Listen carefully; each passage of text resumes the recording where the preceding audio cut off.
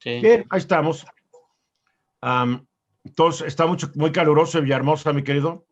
sí, en las mañanas está caluroso, en las noches, madrugadas empieza a llover. Bueno, mira, no llueva de día. Y lo que Pues, pasa es que como aquí estamos también como, estamos rodeados de pura agua, en el día se acumula el vapor y en la noche, con el cambio de temperatura, se el transforma en la peor, lluvia. el peor lugar, el peor calor que he sentido en mi vida fue ahí en tu pueblo, en Villahermosa. Ya ni me acuerdo hace cuántos años. Pero lo bueno que hubiera sido calor con mosquitos, ahí está peor. No, no, mira, me fui a caminar al centro de Villahermosa y me entró el golpe de calor que me tuve que regresar al hotel, creo que era el Hyatt en aquella época. Entré al aire acondicionado, pero antes de llegar, devolví el estómago del calor. Va ¿Eh? para afuera todo. Sentí que me moría. Llegué al hotel con el aire acondicionado, fue como volver a nacer y pedí agua y agua y agua. O sea, fue una experiencia bastante terrible, que todavía la traigo, que todavía la recuerdo, imagínate cómo estaría. Sí, eso es malísimo. Los golpes de calor te botan en un ratito. Bueno, un golpe de calor te puede matar. Se No, transforma no, en no. lluvia. Ya, Sí, ahora tengo eso es que malísimo. bajarle. Los golpes de calor te... Bueno, pero tú ya estás súper acostumbrado, tú no te puedes quejar, No, no, no, ya. ¿no? Ya no Qué se bueno queja verte, uno. mi querido Ramsés Pech. Para la gente que no conoce a Ramsés Pech, que hoy me acompaña en este diálogo nocturno, ya hicimos uno anteriormente, ¿verdad? Sí, Am, y hoy, para mí es la persona que más sabe de la industria petrolera en el país. Capaz de que no sea, pero para mí sí. Entonces es lo único que cuenta. Digo, no, capaz de que hay otros, pero como no los conozco, tú eres el bueno, mano, ni modo. no, pues Ah, no, favor que me haces entonces. no, la verdad sí sabes un resto y siempre me impresiona y aprendo mucho escuchándote. Y a mí, Gracias. y este programa surge porque se dio a conocer algo que me preocupó. Y esto lo publicó ayer en El Economista y varios periódicos, ¿no? Donde el reportaje dice, Pemex obtuvo en el mes de julio la producción más baja de petróleo en los últimos 40 años, luego de que reportó una extracción con socios, o sea, Pemex más sus socios, de 1.595.000 millones de barriles diarios de crudo, rompiendo a su vez el piso de 1.600.000 millones de barriles diarios. Entonces, desde el año 1979 no se tenía una caída tan fuerte en la producción de crudo en México. Y me preocupé, mi querido Ramsés, porque el presidente, pues desde que era candidato, que decía que era muy fácil sacar el petróleo, yo nunca me voy a olvidar cuando dijo, ay, no le exageren, sacar petróleo es como sacar agua de un pozo. Cuando él se fue contra la reforma petrolera, convenció a mucha gente que la industria petrolera es como hacer un pozo y sacar agua negra. Y la gente que no sabe, pues se quedó con la idea. Después llegó y canceló las rondas, a la iniciativa privada le dijo, pues lo que tienen y no más, y no les voy a dar más, Pemex puede solita. Y dijo que los que le habían entrado a la industria por la parte privada, pues no habían hecho nada, porque él cree que entre que consigues un contrato de petrolero y empieza a producir, pues tiene que pasar, ¿qué? Un mes, 2 semanas. Y yo he leído que a veces pueden pasar años, que a veces pueden pasar años nomás para agudizar, ¿cómo se llama? Para Para afinar un determinar. proyecto, un contrato. Después Aparte, tenemos de director de Pemex a un absoluto ignorante en la materia, que es un ingeniero agrónomo, que tal vez es muy bueno para producir maíz, frijol y chile, pero yo veo los currículum de los directores de petroleras en el mundo, el que menos años tiene de experiencia tiene 20, 30 años, y no son ingenieros agrónomos, son geólogos, son ingenieros petroleros. Entonces, siento que este negocio está manejando con las patas, creo que algo está haciéndose muy mal para que hayamos llegado de nuevo a producir a lo que era el nivel de 1979. Me preocupa porque si de por sí este es un sexenio perdido, porque todos los pronósticos están empezando a señalar que tal es para el año 2025 regresemos a los niveles de Producto Interno Bruto que teníamos en 2018, o sea, es para temblar. Y pues sí me preocupo porque otro dato que mucha gente tal vez no se ha dado cuenta, que el Producto Interno Bruto para el segundo trimestre de 2020 es el mismo que el tercer trimestre de 2010. O sea que la economía ahorita ya tiene una caída como si 10 años no hubiera pasado nada. Van a pasar 5 años para recuperemos los niveles del 2018 y en la industria petrolera parece que retrocedimos 40 años. Pues yo creo que todos tenemos que estar preocupados. Preocupados y ocupados, porque Sí, pero ocupados, el único que se ocupa es el presidente y no deja que nadie se meta ni que nadie opine. y eso eso es importante, y lo que hay que dejar recalcado, Eduardo, el día de hoy, volvimos a cometer el error del 2015. ¿Cuál? El 2015, ¿te acuerdas que en la Secretaría de Hacienda de Crédito disminuyó el presupuesto en 100,000 millones de pesos a Pemex? Hoy hicimos lo mismo y lo redujimos 40,000 millones. Yo lo hice, yo no lo hice, a mí no me incluyas. Bueno, lo hicieron, vamos a cambiar el verbo. Lo hizo el gobierno federal y lo hizo la Secretaría de Hacienda. O sea, le siguen echando tijera por esta maldita y mal concebida austeridad republicana. Sí, y cometimos el mismo error del 2015, hoy, el 2020, lo volvimos a cometer, y esto a raíz de que pensamos que perforar pozos es lo más fácil que se puede realizar, y no es así. Qué ignorancia. Si me ayudas y me das para que yo te muestre lo que preparamos. Claro, a ver, share screen. Ah, no, te tengo que autorizar a ti. A ver, espérate. Sí. A ver, pido paciencia, porque yo en estas cosas soy medio tarolas. Share screen, esa es la flechita aquí. Multiple participants. Es que lo tengo en inglés. Qué snob soy, ¿verdad? No, es que ¿sabes qué? Que todo lo que mis gadgets los trato de tener en inglés, porque si no sigo practicando el idioma, se me olvida. Se olvida. Trato de leer cosas en inglés, trato de hablar con algunas personas, ya casi nadie, porque mi mamá se murió, ya muy pocos puedo hablar con ellos en inglés, pero entonces trato de rodearme de cosas en inglés para seguir practicando, no es por otra cosa. Sí, a ver, no, ya tienes la pantalla a tus órdenes, mi querido. Ok, ya la estoy compartiendo y... ¡Ay, qué impresionante! Chales, a ver. A ver, entonces aquí subtítulos. Ok, déjame yo paro mis subtítulos, stop subtítulos. Entonces. ¿Ves? ¿También lo tienes en inglés? Sí, yo también en inglés. Somos fifís para esos chairos que están afuera escuchándonos. Bueno, vamos a platicar y vamos a hacer la historia de Pemex y de nuestro país. Órale. ¿Qué es lo que tenemos que ver nosotros hoy en día? Y lo voy a poner aquí en la pantalla, es que ya el 2020 ya quedó demostrado que sin dinero no hay ni crecimiento y la población económicamente activa no mueve el dinero. O sea, no circula el dinero. Pues no hay dinero. Exacto. ¿Y qué sucede? Que si seguimos pensando que las administraciones actuales y futuras van a poder cubrir las necesidades energéticas, va a ser uno de los principales errores, que vamos a tener lo mismo que nos pasó con las ensambladoras de carro, con el anterior tratado. Hoy tenemos la oportunidad de hacer la parte energética, pero en función de lo que no estaba puesto anteriormente en el tratado. A ver, lo que estás diciendo es que si no se hacen bien las cosas, hasta Dos Bocas va a valer queso. Sí, porque Dos Bocas ahorita hay que tener en cuenta que cuando se hizo el proyecto en el 2018 era con un tipo de cambio de $18, después se adaptó a 19 y hoy está en 22.5. Qué falta de previsión de todos estos, hay que decirlo. Y hay que recordar que a Pemex se le entrega en pesos y ellos tienen que convertirlo a dólares para comprar la tecnología que no se hace aquí en nuestro país. Bueno. Ay, no quiero hacer corajes esta noche. Voy a ver tus barquitos muy contento. Bueno, entonces hay que entender que antes del 2014 teníamos un mercado cerrado con empresas de monopolio, tanto Pemex como la Comisión Federal de Electricidad. Después de la reforma energética, esto cambia y ya tenemos un mercado abierto virtual. Por favor, todos los que nos están escuchando, es que el mercado en México apenas tiene 5 años, no tiene más que esa cantidad de años.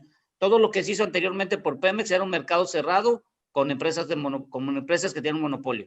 Y en 5 años el presidente López Obrador no le dio casi la oportunidad de nacer.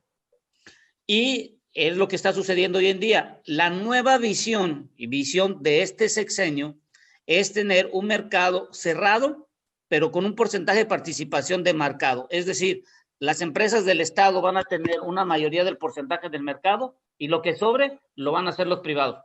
Pero ahí caemos en un error. ¿Cuánto dinero tienes para cubrir ese porcentaje de mercado que estás diciendo? Pues sí. Y eso ya lo estamos viendo en la Comisión Federal de Electricidad. Muchos proyectos están cancelando. Bueno, ¿qué es lo importante? Para que un proyecto, la parte del tiempo no conoce el éxito de un proyecto, porque el proyecto energético tardan más o menos entre 5 hasta 8 años para ponerse en marcha en operación. No es de la noche a la mañana.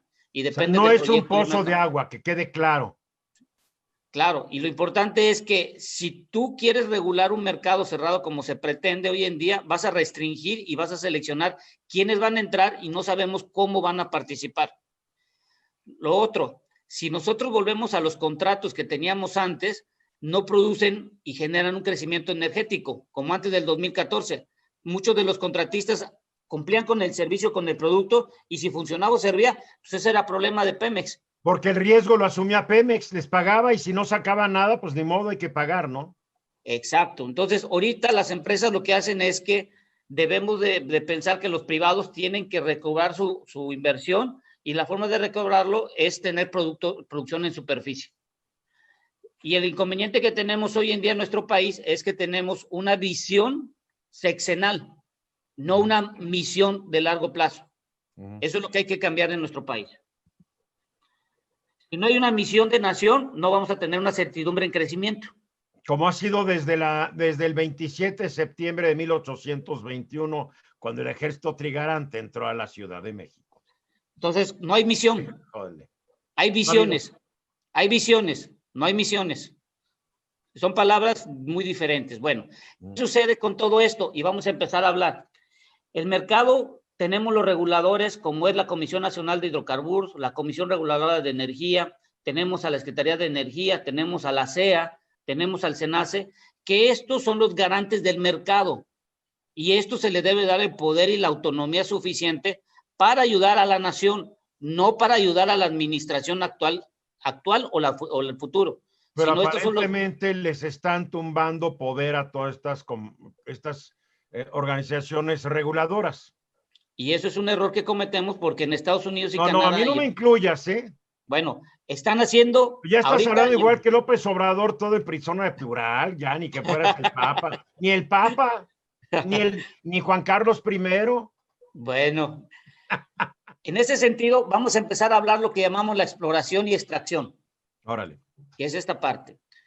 Y para esto te voy a poner un video que nos va a dar un poco de cómo más o menos se hace la parte de...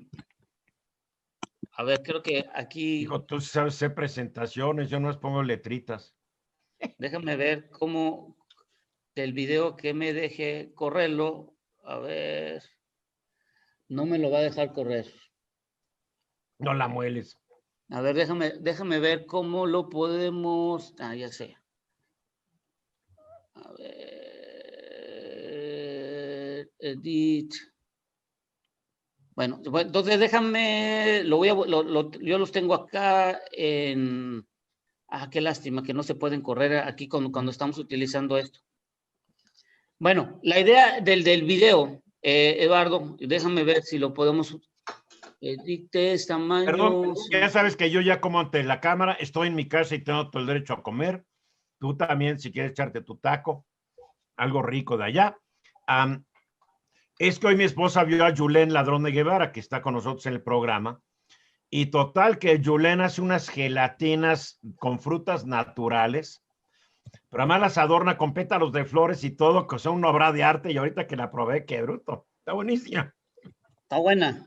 Buenísima, no tienes idea, qué bueno. Bueno, entonces mira, a ver si tenemos oportunidad de verlo, porque eso lo del video, lo que nos estás dando es para que veas... O bájalo de tu computadora y lo proyectas. Sí, eso es lo que estoy haciendo ahorita, nada más déjame buscarlo donde está. Bueno, a ver, mientras voy a leer algunas llamadas, porque después se enojan conmigo. Chivis JRZ. El peor calor es en Mexicali.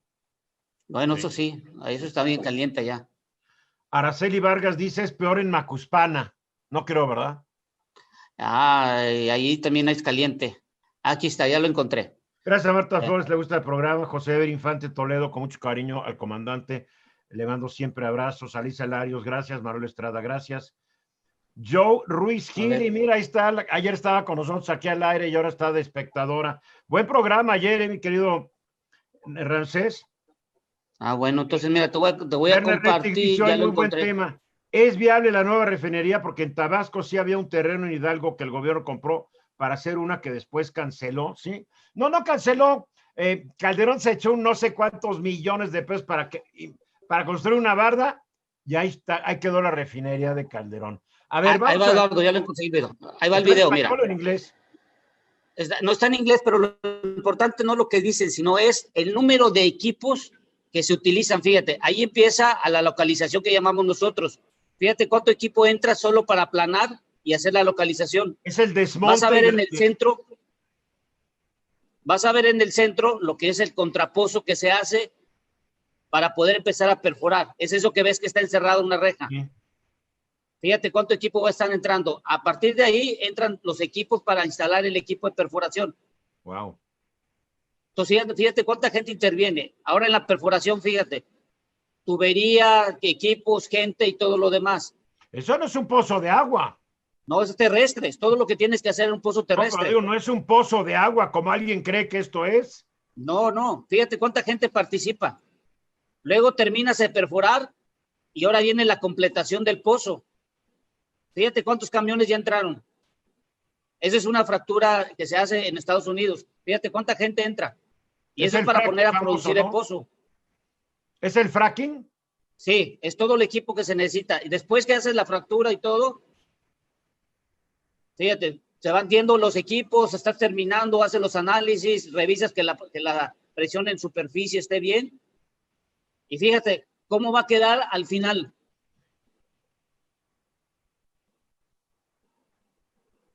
Está listo para producir ya. Y ahí se quedó solo ya el pozo. Ya está produciendo, ¿y por qué no salió así el chorro que uno ve? No, porque tienes las válvulas donde controlas. Eso es cuando hay un descontrol. ¿Por qué no hubo una torre petrolera que uno está acostumbrado? Ya no las usan, ¿verdad? No, eso es cuando estás perforando, cuando estás iniciando, cuando lo vistes en su momento al inicio. Bueno. Wow. ¿Cuánto tiempo? A ver, una pregunta, Ramsés. ¿Cuánto tiempo entre que llegaron y localizaron el lugar hasta que empezó a producir este pozo? Más o menos un pozo de este tipo, estamos hablando de, permíteme tantito, que más o menos como es pues como 30 días más o menos para perforar los terrestres. En los marinos hay pozos que tardan hasta 6 meses, que son profundidades como de 5,000 a 7,000, como los de Isachi. Ahora, y los marinos, pregunta, ¿cuánto tiempo para localizar el pozo? Eso tarda más o menos alrededor de 180 días, 200 días para poder hacer una localización como la que vimos al inicio. Pero en lugar que ya se detectó que hay petróleo. Exacto. Entonces, por ejemplo, fíjate, te voy a poner esto para que la gente también vea. Lo que vistes tú es todo lo que haces cuando estás perforando. Ah. Entonces, por ejemplo, a ver si ves el video. ¿Se está viendo? Pues estoy viendo tu PowerPoint. ¿Ahí? No, está tu PowerPoint, no está moviendo nada. Ok, déjame ver. No más tú y yo nos movemos. Está. ¿Ahí está? Sí, ya está, ahí está. Ok, esto es cuando estás en un piso de perforación. Yo estuve trabajando cuando estaba hace 20 y tantos años. Aquí lo que está sacando, lo que nosotros llamamos el Kelly. Y está sacando la tubería y metes las cuñas. Esto lo haces un número de veces para perforar el pozo. Y estas son las llaves. Y estas llaves están con cierta torque que se desentuercan y tienen hasta de 5,000 a 3,000 libras de presión para poder... Oye, esto implica mucho trabajo físico. Sí. Imagínate que tienes que hacer esto alrededor de, son 9 metros, estamos hablando de 300 veces para 3,000 metros más o menos. Tendrías que hacer esto. Entonces ahí está sacando ya la tubería. Sí, está sacando un sedazo porque hay una herramienta en el fondo para que no se vaya a ir basura. Lo conectas en el ratón que le llamamos nosotros. ahí conectas la tubería del siguiente tubo para perforar y ese es el perforador. Oye, ¿no hay muchos accidentes? Sí, sí hay accidentes, gentes que Yo, han perdido dedos. yo de ver eso me Fíjate, imagino fíjate nada que, más cómo están, fíjate la cadena, cómo están en las manos el individuo. qué peligroso, ¿eh? No es cosa de niños. No, no, no, no. Y fíjate, ahí sacas la tubería del ratón, haces la conexión y eso le llamamos una tubería de 9 metros. Cuando son 3 tubos juntos se llama lingada. Pero fíjate la cadena cómo la amarra. Ahora ve ¿Cuál dónde es la, tiene las manos.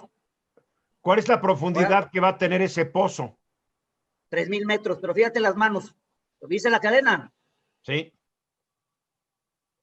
Ve las sí, no, manos. Ahí ha perdido mucha gente los dedos. no te fijas, pierdes la mano, ¿no? Sí. Y ahí ya son 3,000 a 4,000 libras a veces que haces el torque ahí. Wow. Sacas las cuñas y ya bajas para empezar ya bajas el Kelly. Qué impresionante para la gente que no lo ha visto. Yo he visto, pero siempre que lo veo me impresiona más. Sí, y ahí estás bajando la tubería y eso tienes que hacerlo rápido. Un pozo de ese tipo que son en Estados Unidos lo hacen en 20, 25 días y en México esto mismo también lo hacemos en 20, 25 días. Esa es la presión que se está teniendo en la tubería. Está el Kelly y metes el freno, metes el clutch del freno ahí y vas bajando, tocas fondo, Y otra vez para arriba. no a perforar ya Ah, mira. y ahí acomodas y los metes en el bushing, el Kelly. Y de ahí la mesa rotaria que puede ir de 80 a 120 revoluciones para perforar. Qué impresionante. Bueno, ¿esto por qué te lo quise poner? Porque la idea, la idea de esto es que hay que entender, para perforar un pozo, sí se ve la presentación, ¿verdad? Sí. Para perforar un pozo es importante entender que es dinero, que no es cualquier cosa la perforación. Claro. Entonces, empezando con la historia, en México, en 1960 me puse a investigar cuánto era la producción y la línea azul es toda la producción que hemos tenido que hemos hecho en México y hemos empezado casi de 265,000 barriles en 1960.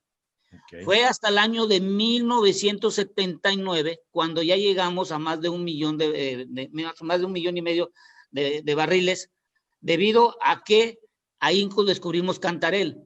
Pero fíjate cuánto dinero le dieron en esa época, 132 millones de pesos. Cuando hice el cálculo para convertirlo al dinero de hoy, son 472,000 millones de pesos. A ver otra vez, ¿cuánto a cuánto? De 132 millones da 472,000 millones de pesos al valor del día de hoy. Wow, que hemos perdido valor nuestro billetito. Entonces, imagínate la cantidad de dinero que se tuvo que poner para poder llegar al año más o menos 1980 a la producción de casi 2 millones de barriles diarios. Y después de esto es cuando ya tenemos a Cantarell y empezamos nosotros a empezar a exportar, que es la línea roja. La exportación, fíjate, esto no lo vayan a perder nadie de nosotros. La exportación, si tú pones una línea media, nuestro valor medio ha estado entre 1.1 y 1.2 millones de barriles en promedio de exportación. La línea roja. Sí, porque estábamos exportando y íbamos a exportar casi 3 millones y medio diario, producir Sí, 3 millones y medio diario. Exacto, que fue en el año 2000, cuando nuestra inversión, fíjate cuánto le dieron en esa época, 37,000 millones de pesos de presupuesto para sacar ese hidrocarburo.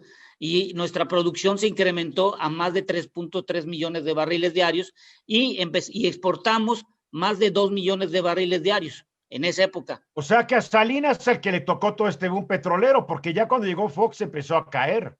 Cuando estuvo Fox en el año 2000 es cuando tuvo la mayor cantidad de producción y es cuando empieza la declinación. Y Oye, esto lo nomás de estamos ver viendo. esto de petróleo, pues, se pueden haber clavado más dinero durante la época de Salinas que en la de Peña. Bueno, entonces fíjate, en el 2010, para mantener la producción, le dimos a Pemex un presupuesto de 268 mil millones. Y si te das cuenta, del año 2010 hasta el año 2014, todo el dinero que se le daba a Pemex era para mantener la producción, no incrementar. Pero no se mantuvo. No, porque en el año 2015, ¿te acuerdas que quitaron el presupuesto? Y esto lo que empezó es a declinar la producción. Y hoy en el año 2019 le estamos dando 195 mil millones de pesos. Pero si te das cuenta, y eso es lo importante, es que nunca hemos dejado de exportar por debajo de 1 millón de barriles.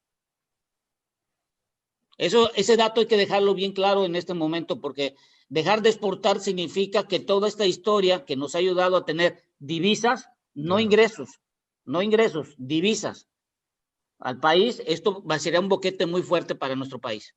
Porque no hay que olvidar que México importa la mitad de la comida que comen los mexicanos, y esto lo compras con divisas. Exactamente. Hay que entender que las divisas no van a la ley de ingresos. Las divisas es dinero circulante en el país para que esté moviéndose el dinero que viene de otro tipo de moneda para poder tener una mayor cantidad de pesos en nuestro país al hacer la conversión. Correcto.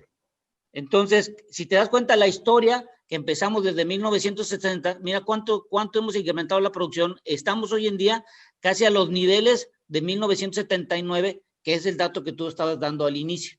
Es como haber perdido 40 años, 42 años, 43 años, tirados a la basura, y te voy a decir por qué. Porque no hemos visto realmente los beneficios. ¿Cuánto de esto no se clavaron? Y en cuanto a esto, no utilizaron a Pemex para colocarle deuda para completar el gasto corriente de la nación. Y para seguir haciendo negocios ellos. Exacto, bueno. Híjole. Fíjate en la tablita esta, y en esta tablita, esto lo tomé del dato de 2000, porque resulta ser que cuando empiezas a revisar los presupuestos antes del año 2000, no hay datos. Después del año 2000 ya hay datos en la Secretaría de Hacienda, Crédito Público, donde tú determinas cuánto le dan a Pemex o Comisión Federal de Electricidad. Mira, hay datos, pero no los han subido al internet porque son bien mañosos. Porque si quieres esos datos, te tienes que ir, en esta época de la pandemia, te tienes que ir a la Secretaría de Hacienda y meterte a la Biblioteca de Hacienda y empezar a buscar los reportes anuales. Digo, es para que, con todo lo que se han robado, es para que hubieran digitalizado todo, ¿no? Sí, y fíjate lo importante de todo esto, esta tablita que hicimos, fíjate, empezamos en el año 2000. ¿Dónde está la tablita? No la veo. Aquí está, sí se ve, ¿no? Es la gráfica, ¿no? La gráfica, esas son tablas. Ah, bueno, porque yo me quedé con la gráfica de, la línea azul, roja y verde. Ahí, bueno, entonces no transferido, déjame, vuelvo a poner la pantalla. ¿Qué pasó aquí? Ahí va. ¿La tienes? No, estás mostrando la misma de siempre, las líneas. Ok, entonces déjame ver la presentación de PowerPoint, aquí está. A ver, ¿ahí la ves? Ahí está, mercado de extracción de hidrocarburos. Ok, fíjate en estas tablas. En estas tablas te está diciendo que en México producíamos 3 millones de barriles diarios y cada pozo tenía un promedio de producción 976 barriles y habían 3,085. En la marina habían 310 pozos. En la parte terrestre, que es en el sur, donde está Tabasco, Chiapas y esta zona, 996. Y en la zona norte, que es de la parte del centro de Veracruz, hacia la cuenca de Burgos, había 1,780 pozos. Estos son puros pozos de crudo, no estoy metiendo gas. Pero fíjate, cuando ya me voy al año 2003, ya aumentan a 3,134 y cada pozo está produciendo 1,076 barriles, con una producción de 3.3 millones de barriles diarios. Okay. Con un presupuesto de 36,000 millones de pesos, que cuando lo pongo al valor de hoy en día de este dinero, son alrededor de 87,000 millones de pesos. Todos estamos hablando de millones de pesos. Sí, miles de millones de pesos. Mires, o sea que 36,600 millones, y ahorita serían, pues, ¿qué? 87,500. 1,000 millones de pesos, sí. Okay. Eso sería el día de hoy. Cuando voy al 2010, fíjate, de 1,076, en menos de 7 años, los pozos pasaron de 1,076 a 585, pero aumentas el presupuesto. ¿Para qué? Porque dejamos de explorar. y dejamos de tener información para poder Pero a ver, tener si estoy hidrocarburos. gastando más, mi lógica me diría que produciría más y estoy gastando casi 8 veces más en 2010 sobre 2003, 8 veces más, y estoy produciendo menos de la mitad, estoy produciendo la mitad. ¿Qué pasó 500 mil. aquí? Bueno, porque Estoy dejamos de produciendo explorar. 800,000 barriles menos diarios. Claro, porque dejamos de explorar y significa que para que tú tengas producción incremental, tienes que perforar una cantidad de pozos que te den información. Y eso le llamamos nosotros, la perforación te da activos y activos Queda significa claro. Pero entonces, reservas. ¿en qué se fue toda esta lana, Ramsés? Si la producción se cayó y se estaba gastando más, no entiendo. Bueno, esa es la pregunta que todo el mundo nos hacemos y cuando vas a los balances financieros te das cuenta que todo se fue en deuda que sirvió para pagar el gasto corriente de la nación. Eso es, porque acuérdense que Pemex pagaba derechos, impuestos y ese dinero era trasladado para eso. Entonces, cuando Qué me voy bárbaro. al año 2015, fíjate, de 268 pasó a 305 mil millones, pero los pozos en promedio, en vez de 585, ya cayeron a 389 De producción diaria. de producción diaria por pozo. Vamos a hacerle un promedio. Pero cuando ya me voy yo al 2018, fíjate, de 389 estamos en 377 con una producción de 1.8 barriles y hay 4.869 pozos. Pero Quiere además ya decir, le bajé la inversión, pero un diablal. Mandé a ah, volar a la empresa, le quité 120,000 millones. ya viste el error del 2015. Ya lo veo. Y ahora hicimos en el 2019, ahora están produciendo en promedio 360. ¿Qué quiere decir? Que para que tú incrementes el volumen de pozo, por pozo de producción, tienes que invertirle dinero forzosamente. Claro, ¿Vale? Bueno, claro, ¿qué claro. sucedió ahorita?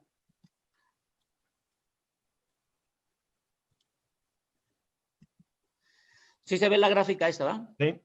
Bueno, en enero de 2020 habían 4.816 pozos y estábamos produciendo 1.749 y habían 363 barriles por cada pozo produciendo, en promedio.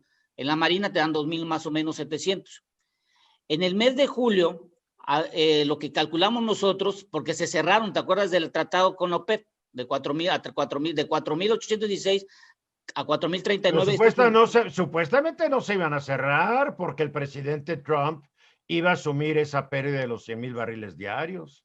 no, tenemos que cerrarlo para cumplir. Y cerrar pozos significa Pero no, aquí nos no. vendieron de que no íbamos a reducir la producción porque el señor Trump, el gran amigazo del presidente, le dijo que él iba a asumir los 100,000 barriles y que México no perdía nada y había mantenido en alto su soberanía. ¿Qué pasó? Bajamos los 100,000 barriles y hay que O sea entender que nos mintieron. vamos a suponer que no le explicaron bien al presidente. No, nos mintieron. Punto. Sí, Por punto. favor. Ok, lo que sucedió también hay que entender que cuando yo cierro un pozo, cuesta, porque tengo que pagarle a compañías que van a cerrar ese pozo un servicio. Cuando yo abro ese pozo, también cuesta y va a depender cómo están las condiciones de ese pozo cuando lo cerré. Entonces, un pozo marino, más o menos abrirlo y cerrarlo, te cuesta alrededor de $2 millones. Wow. Entonces, hicimos un cálculo a grosso modo y resulta ser que Pemex, para abrir y cerrar, tiene que desembolsar alrededor de entre 13 y 18 mil millones de pesos. Estamos hablando entre 800 y 1,000 millones de dólares. Qué locura. Ese dinero no lo tenía contemplado dentro de su plan de 2020, porque no iba a cerrar pozos, no iba a contraer la producción. Entonces, ese dinero tuvieron ahorita un dilema, porque no tengo dinero, o sigo perforando los pozos que me van a dar activos, como son reservas, producción al futuro e información, o solo abro los pozos que me van a dar solamente producción. Entonces, sin dinero, ¿qué hacemos? Bueno, es importante esto, y esto lo saqué de un reporte desde 1979, en un reporte de resultados de Pemex de 1979. Dice aquí, en 1979 la empresa no tiene como prioridad principal generar utilidades. Pero ya en el 2014, con la reforma 79, energética. para la gente que no se acuerda, fue el gobierno de un populista asqueroso que se llamó José López Portillo. Entonces, esto que te Todos dice los es, populistas son funestos, que quede claro. ¿qué es lo que dijo esto? Que no importa el dinero que te dé, si no generas utilidades, no hay problema. El dinero va porque va. Bueno, la reforma de energética lo que te está diciendo, el dinero que te está dando a ti, empresa productiva del Estado como nación, tiene que producir utilidades porque ese dinero es de los ciudadanos y tienes que generar utilidades porque Claro. tu estructura técnica es proporcionar hidrocarburos, combustibles, pero hoy no puedes porque yo ya no tengo tanto dinero para darte. Entonces, eso es lo que hay que entender, ese es el cambio radical. Mira, Eduardo, ¿qué es lo Te que estoy sucede escuchando. ¿Qué es lo que sucede? La producción de petróleo crudo. Ahí hicimos con datos de la OPEP. Fíjate, con datos de la OPEP.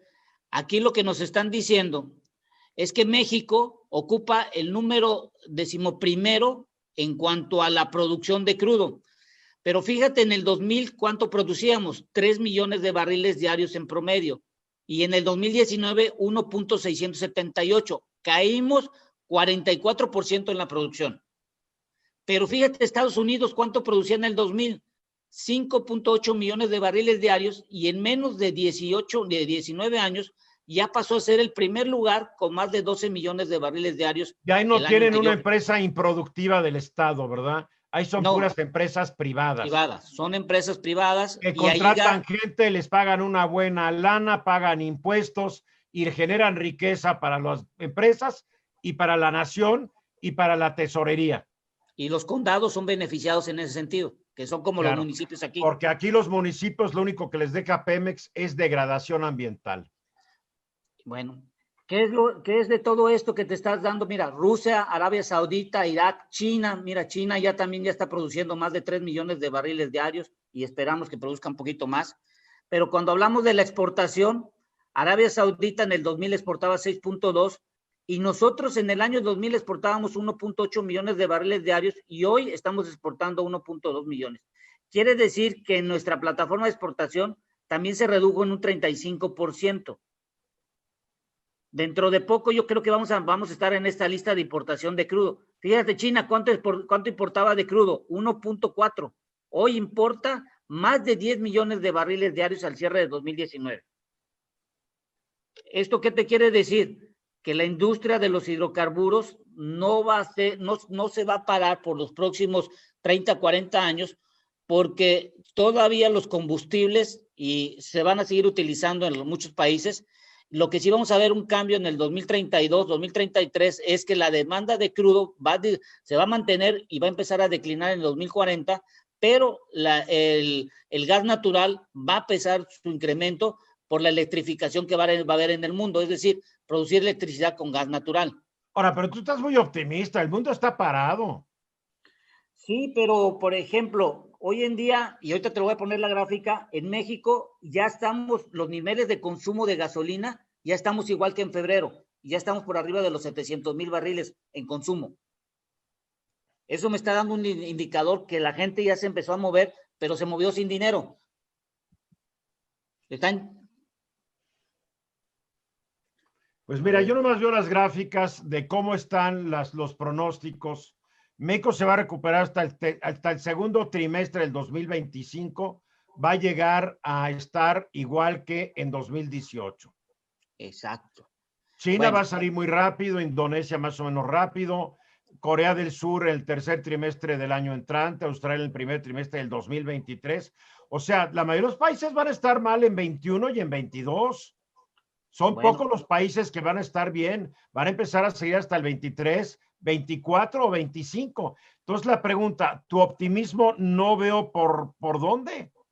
no, el optimismo que yo tengo y espero que lo puedan tener es que cambien la visión de que todo lo tiene que hacer la inversión pública. Pues ya nos afregamos porque tú estás basándote en esta visión de que cambie, pero el mundo está dirigiendo a regímenes populistas. La crisis económica va a traer a más populistas al poder. El chivo expiatorio van a ser las empresas, los empresarios, los banqueros, todos, porque también la verdad se hicieron muy, muy ricos y no repartieron. Entonces yo estoy viendo tiempos muy peligrosos desde el punto de vista político. En México ya hay un populista, en Estados Unidos hay un populista, y no nos engañemos, aunque pierda Trump, Biden va a ser un populista. Sí, Centroamérica y Sudamérica está yendo al populismo, Europa está yendo al populismo. Esto es grave. y lo que hay que entender, cualquier ideología o cuestión administrativa que se seleccione para una nación va a necesitar dinero. El problema es de dónde lo sacas, de impuestos o de inversión pública o de inversión privada. Pues van a Esa estar es la dinero, decisión. pero yo he visto cómo hay gobernantes populistas que al país lo tienen quebrado durante 30, 40 años y el pueblo lo tienen fastidiado y acaban reprimiendo y ahí se mantienen. Ahí está el caso de Bielorrusia, con un presidente que lleva 30 años, la gente está protestando y lo único que hace es sacar los tanques y los soldados. Y eso es Y el muy país está peligroso. quebrado, ¿eh? Y es peligroso. Y esto es importante, Eduardo, porque creo que si no te acuerdas que estuvo circulando por ahí en los medios un memorándum que el presidente comentó para los reguladores. Eso me llamó mucho la atención porque los datos que estaban en ese memorándum me indicaba que el Plan Nacional de Desarrollo ya no se iba a hacer en la parte de energética, porque acuérdate que comentó el presidente que tenía que ser al año 2024 2.6 millones de barriles diarios. Aquí en la tabla, si tú puedes ver, es de 2.2 millones de barriles diarios. Pero aquí lo que me llama mucho la atención es las refinerías de nuestro país que están en esta parte de aquí de las refinerías. Si mandamos esta cantidad de crudo en el año 2022, cuando esté la refinería de Dos Bocas, quiere decir que la exportación caería en 494,000 barriles. ¿Te acuerdas la primera gráfica que teníamos un promedio por arriba de 1 millón de barriles? Esos 600,000 barriles que dejaríamos de exportar con esta producción de 2 millones de barriles diarios, que es la nueva visión, esas divisas, ¿quién las va a sustituir? Si tenemos el turismo contraído, las remesas se van a mantener, pero no vaya a ser que si ganara Donald Trump y que lo que dijo aquella vez en Arizona, que quiere cobrar impuestos a las remesas, olvídate. A ver, ¿cómo van a llegar a esos objetivos si ahorita están en 1,600 millones de barriles? ¿Cómo van a llegar? Con dinero. Si no tienen dinero, Perdón, no van a llegar. están en 1,600,000 barriles. ¿Cómo le van a hacer? ¿De dónde van a Necesitan, sacar el dinero? No tiene dinero el gobierno. Se está endeudando. Ha aumentado la deuda a pesar de que nos prometió que nos iba a endeudar. y el tipo de cambio ya cambió y eso le está pegando mucho a Pemex porque los dólares hay que convertirlo, los pesos a dólares. Entonces, la única solución que pudiera ser, y acordando con la herramienta que se tiene hoy en día, son los famosos farm outs, que son las alianzas con privados, en donde el riesgo financiero y operativo es en conjunto, pero el financiero lo puede asumir hoy en día un financiero Pero es que lo que quiera había sacar. hasta que al presidente López Obrador se le ocurrió que ya no le gusta eso, porque es poner en riesgo la soberanía de la patria. Eso Porque hay que más vale explicarle estar bien, quebrados, pero soberanos. pero eso hay que explicarle bien que las empresas, por ejemplo, empresas como Shell, Valero, o Exxon y todas las empresas que cotizan en la bolsa de valores, no creo que se metan a actos de corrupción, porque acuérdate que ellos están bajo la reglamentación de la FCPA. Sí, tienen Cualquier el acto de cinturón rodino. eso es lo que cuando tú cotizas en la bolsa de valores es lo que tú te van observando y y tienes que entregar reportes a la bolsa de valores y cualquier mentira, engaño o que tu dinero tenga alguna procedencia ilícita, la FCPA te dictamina Todo que ese está muy dinero. bien, Ramsés, pero ¿cómo le cambias la mentalidad del presidente, quien ha presumido que él es muy terco, muy obcecado y que él no cambia de opinión fácilmente? A Bueno, ver, ¿cómo? no, a ver, dime, a ver, está Rocío Nale, ¿tú crees que ella comparte tus ideas? Para nada. Está el agrónomo, ¿tú crees que él comparte tus ideas? Entonces, ¿quién se lo va a decir que les haga caso? El secretario de Hacienda, que en este El presupuesto se lo secretario de tiene que decir. Hacienda, como dijo mi querido Luis Enrique Mercado en el programa, está de florero. Bueno, entonces la pregunta es, si nadie nos va a hacer caso, la cuestión política va a estar sobre lo que tenemos que hacer como misión en el país y eso va a ser muy complicado para las futuras generaciones. A ver, te lo cambio, te lo cambio. Tú A ver, dices que debe regir la ciencia, la tecnología y todos estos asuntos sobre la política. ¿Estamos de acuerdo? sí. Bueno, a ver, si eso es cierto, ¿por qué México hoy ya llegó a ya me perdí, a los 60 y tantos mil? Creo ya vamos por arriba de los 62,000 muertos de COVID. porque lo que ha privilegiado el presidente, igual que Trump en su país y muchos de ellos, es la política. Entonces, hoy ya tenemos 62,076 muertos, se murieron 626 en las últimas 24 horas. Si hubiera privado la ciencia, tal vez tendríamos 20,000 muertos o 15,000 muertos. Depende cómo sepas, depende cómo utilices el sentido común en la ciencia. La ciencia, es que no estamos viendo que haya sentido común en la batalla contra la pandemia. la ingeniería y la parte científica tienes que usar el sentido común para aplicarla. Las ingenierías y cualquier ciencia que se tenga que aplicar un conocimiento tiene que tener una aplicación en función de error, prueba, pero aplicar las experiencias de otros lugares donde ya ha sucedido, en donde tú no tienes experiencia. Por lo tanto, México, sus científicos nadie les hizo caso porque los están a cargo, se dedicaron a la política y no a la ciencia. Ahora vamos a vernos a Pemex. ¿Dónde están los técnicos que tienen voz y voto en Pemex? Y eso es importante porque, por ejemplo, cuando tú vas a perforar un pozo, yo siempre tengo que tener información, lo evalúo y lo comparo con otro yacimiento o con otro pozo, y a partir de eso ya puedo decidir qué tipo de pozo puedo realizar. Más o menos lo podemos decir con lo de la pandemia, debió haberse hecho este tipo mismo de interrelación, un conocimiento con causa de conocimiento. Alguien pregunta, ¿quién? Araceli Vargas, muchos campos están manejados por otras operadoras que no son Pemex. ¿Cuántos del total de campos, del 100%, cuántos manejan los que son privados? Bueno, lo que tenemos son bloques que son más o menos 110 contratos, que es los que se tienen con la Comisión Nacional de Hidrocarburos, y son áreas que están asignadas de una cantidad de kilómetros. ¿Qué es lo que sucede? Pero ¿cuánto bueno, te la cambio, ¿cuánto de la producción total le corresponde a los privados y cuántos a Pemex? Bueno, de acuerdo a los últimos datos, la producción nacional, el 98% hoy en día es de Pemex y el 2% de privados. Ya. O sea que la presencia privada es ridícula. Porque lo que hizo es que separaron las licitaciones para las áreas y lo que llamamos los farm outs. Si nosotros en México no reactivamos y continuamos que Pemex continúa siendo elegemos toda la industria de hidrocarburos, estamos pasando el riesgo financiero al presupuesto. Eso es importante que hay que entender porque el presupuesto le estamos volviendo a dar el riesgo financiero que queríamos quitar hasta antes del 2014, en donde Pemex asumía y hacía todo. Entonces, si Pemex le sigues dando crédito final, dándose el mismo riesgo, de nada va a servir. O sea, porque lo que tú estás presentando es lo que debe hacerse. Sí. A ver, sigue diciéndonos lo que se debe hacer. Yo ya te interrumpí mucho diciendo por qué dudo que lo vayan a hacer. Lo que debe hacerse hoy en día Pemex no Pemex, es básicamente la nación, porque la producción de la nación consta de los privados, las asociaciones que tenga Pemex y las asignaciones de Pemex. Pero los privados no pintan, digo, 2% de producción, digo, es... No, pero hoy en día, pero las proyecciones van a llegar a ser más del 15, el 20%. Pueden llegar ellos pueden llegar hasta el 40% si los dejasen hacer lo que tienen que hacer. Si los deja el señor presidente. Y otra cosa es que Pemex, en cada año del presupuesto, a partir del 2014, cuando hicieron las asociaciones, se les asigna un presupuesto.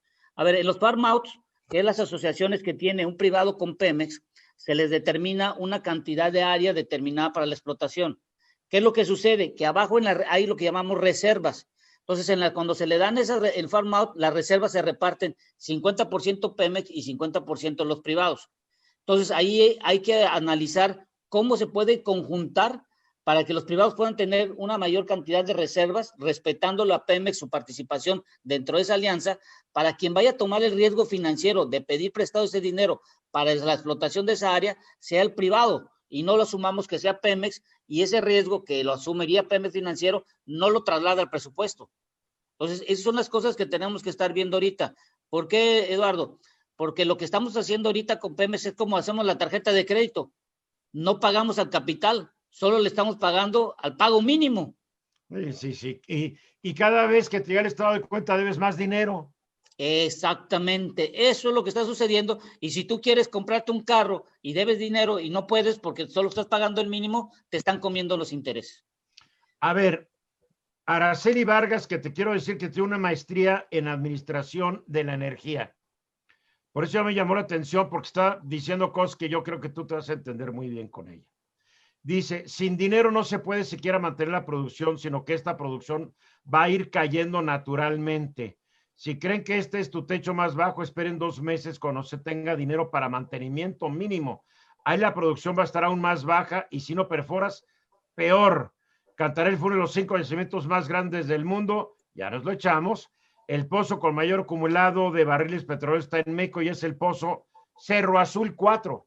Sí, que inició hace más de 60 años y Cantarell desde el 79 y hoy en día no hay un campo todavía que pueda sustituir a lo que llamamos Cantarell. Cumasa ya está entrando lo que llamamos los segundos campos conglomerados, que es en el área de Cumasa, está más o menos entre 800 y ya estamos viendo que se necesita meterle más dinero para mantener esta producción. ¿De dónde va a venir el dinero, Ramsés? Bueno, el dinero simplemente tiene que venir del presupuesto porque acuérdate que el dinero que se le da a Pemex de inversión, pero no hay. A ver, ahí está la bronca, no hay dinero y ya hay que mantener a los, ya no se les dice ninis, a los jóvenes que han sido desplazados y cruelmente castigados por la sociedad. Están las madres que no tienen marido y están de madres solteras. Están los hombres de más de 65, 68 años, dependiendo en qué lugar vivas. O sea, hay que darles a todos estos y estoy de acuerdo, hay que darles, pero el problema es que se ha caído más del 20% la recaudación en lo que va del año del SAT. En el último trimestre, creo que se cayó el 20 y tantos por ciento. O sea, el gobierno va a llegar al 2021 quebrado, sin dinero. Y el problema es tu presupuesto en lo que llamamos nosotros, en el gasto que le llamamos en lo programable, el 70% es social, solo el 28% en la parte de desarrollo económico. Si me preguntan a mí y me dijeran qué debo de hacer, es cambiar tu presupuesto hoy en día de la parte social a convertirlo en una parte de crecimiento económico. ¿Por qué? Porque si tú no tienes esa base fundamental, no vas a tener crecimiento y por más que tú asignes presupuesto a la parte social, muchos de esos dineros no están circulando porque ese dinero que a veces les das sirve para pagar deudas a bancos o a tiendas de conveniencia donde sacases algún artículo y no circula. Se queda estancado de la deuda que tenías anterior. Vanessa Méndez le gusta que seas tan didáctico y siempre nos explicas con peras y manzanas. Bueno, ahorita les voy a explicar la de la refinería. Bueno, Pati Salazar quiere que le enseñe la gelatina que hizo Julen. No te la puedo enseñar porque ya me la comí. Era de guanaba, estaba riquísima. Guayaba. Inviten a López Obrador a ver si nos hace caso. Ja, ja, ja, dice Eduardo Romo. No viene, no va a venir, no va a venir. Todo el mundo te va a saludar desde Tampico, desde Ciudad Madero, desde Ensenada, California. ¿Qué pasó con el terreno que compró el gobernador Juan Manuel Oliva del estado de Guanajuato? En Salamanca ya no han dicho nada. ¿Qué fin le han dado? Pregunta José Luis Sanabria. Pues ahí está el terreno y por eso si quieres platicamos de las refinerías. Ahí está el terreno, me encanta. Ay, Dios. Eduardo, le sigo con lo de las refinerías. A ver, pero le quiero dar un poco a los que nos acompañan. Cervuber Pantano, bueno, como que me están albureando, pero AMLO no ha perforado ni una tabla de madera, por eso piensa así de los pozos petroleros.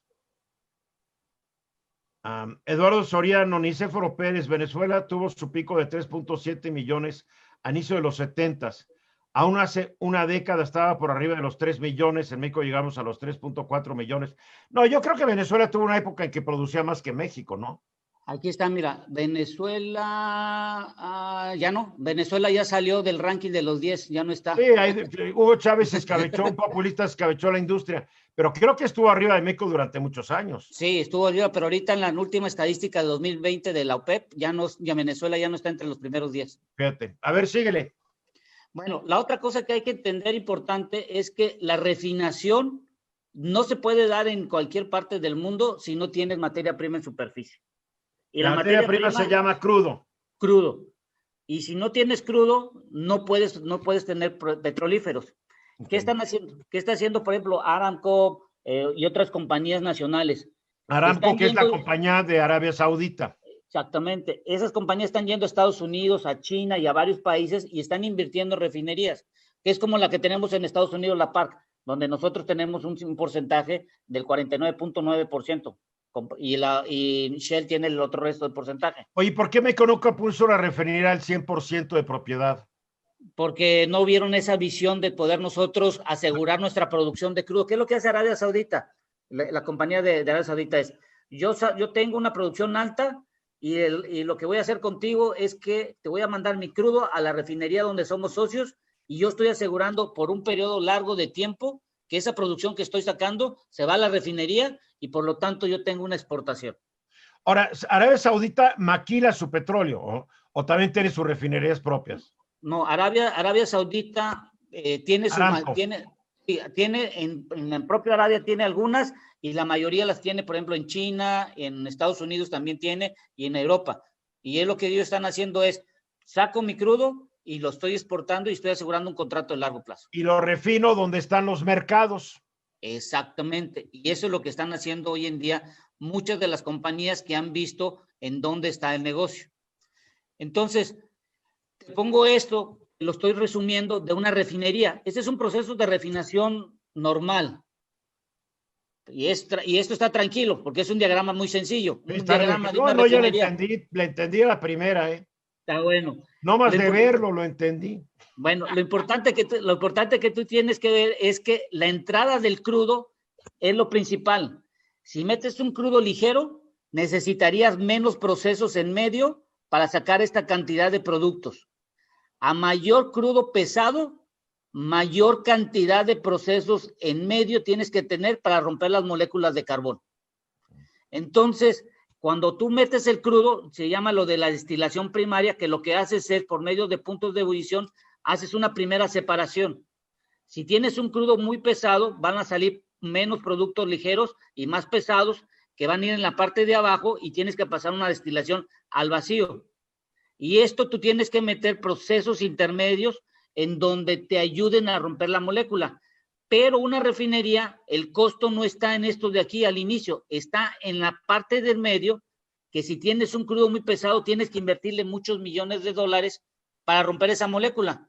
Y es lo que llamamos nosotros, ¿cuál es el margen que tú tienes de ganancia variable en una refinería? Y el petróleo mexicano tiende a ser pesado. El petróleo nosotros tenemos más del 55% pesado y lo que hay que entender que las refinerías de nuestro país, como dice el texto, eran para procesar crudos ligeros con bajo contenido de azufre. Lastimosamente, nuestro crudo Maya es pesado y tiene 4% de azufre. Entonces, aquí en la gráfica, lo que estamos viendo es la cantidad de crudo que ha entrado en las refinerías desde el año 1999 en función del tipo. Lo azul. Ahora una pregunta, si no teníamos crudos ligeros, ¿por qué se hicieron refinerías para crudos ligeros si nuestros crudos son pesados? Porque en el supuesto que pensamos que íbamos a sacar la mayor cantidad de crudos ligeros en los campos que teníamos nosotros, porque acuérdate que empezamos con 200,000 barriles y empezamos con pocos barriles. ¿Pero ese supuesto estuvo científicamente probado o fueron buenas ilusiones? No fueron buenas ilusiones porque en 1879 todavía no existía la tecnología que hoy en día existe. Hay que ser también sinceros. Acuérdate que la industria de hidrocarburos en la perforación son lo que llamamos algo empírico de suposiciones de datos en superficie que tomamos de la información de abajo. Entonces, si te das cuenta, en el año 2009, la cantidad de crudo pesado empezó a aumentar en 2012, 2013 contra el ligero. Pero si damos cuenta, hoy en día, al cierre de 2019, ya tenemos una relación de 50 pesado contra 50 de ligero. Sí, pero estamos produciendo la tercera parte. Y de combustibles te está saliendo el 32% de gasolina y 25% de diésel. Pero estamos produciendo mucho menos. Exacto. Entonces, por ejemplo, si tú me dices que vas a producir 2 millones de barriles diarios en el 2022 y vas a mandar 1.5 millones de barriles diarios y solo vas a dejar 500,000 barriles para exportar, cuando por tradición has exportado más de 1 millón de barriles diarios, la pregunta es, Secretaría de Hacienda y Crédito Público, ¿estás de acuerdo que esas divisas ya no entren en el país? Esa es la pregunta. Entonces, estos son los porcentajes, Eduardo, más o menos en la gráfica. Estas son las 6 refinerías, Eduardo, que tenemos en nuestro país. La primera data de 1914 y la última fue en 1979. Claro. Y de estas 6, 3 tenemos ya su configuración completada, que son una empresa privada que la hubieran manejado como Pemex, hubiera quebrado hace décadas. Y hay que dejar bien claro en la parte de refinación. Mantenimiento de refinerías no significa incremento en volumen de salida de productos. Reconfiguración, que es instalar procesos que rompan en una mayor cantidad las moléculas de carbono, sí representan un incremento en volumen de salida de productos.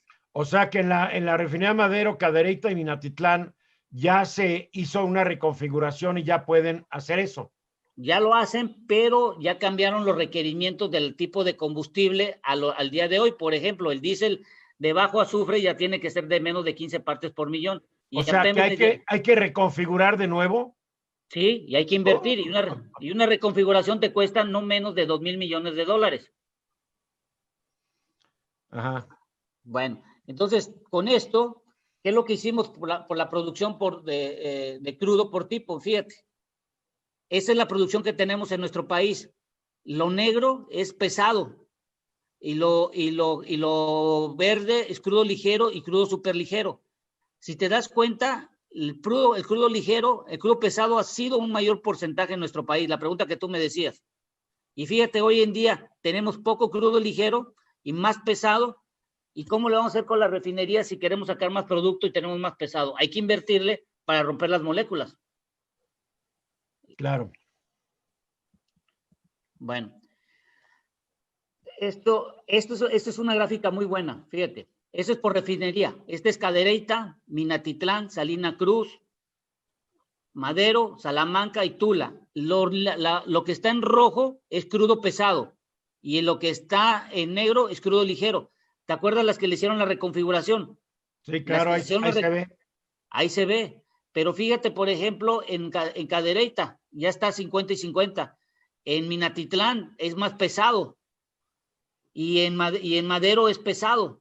¿Y está reconfigurado Madero? Exacto. Entonces lo que necesitas es volver a reinvertir para meter crudo ligero para que saques más gasolina. Bueno, mucha gente pregunta, ¿refinar no es negocio? Bueno, pues yo les voy a decir que sí ha sido negocio. Por ejemplo, en Norteamérica pasó de 20.25 millones de capacidad instalada a 20.75. América Latina se ha contraído en los últimos años 1.05%, pero fíjate en Asia y Pacífico, tiene de 32, el Medio Oeste de 9.3, Europa Occidental de 13.3. Hemos visto que se ha incrementado alrededor de 4.39% de las refinerías en los últimos años. Es decir, que sí ha aumentado porque la demanda de petrolíferos, que incluye gasolina, combustóleo, diésel y turbocina y demás productos que salen, ha incrementado en el mundo 5.75 a una razón promedio de 1.2% más o menos. Y fíjate cómo la capacidad de refinerías ha crecido por debajo de la demanda de productos.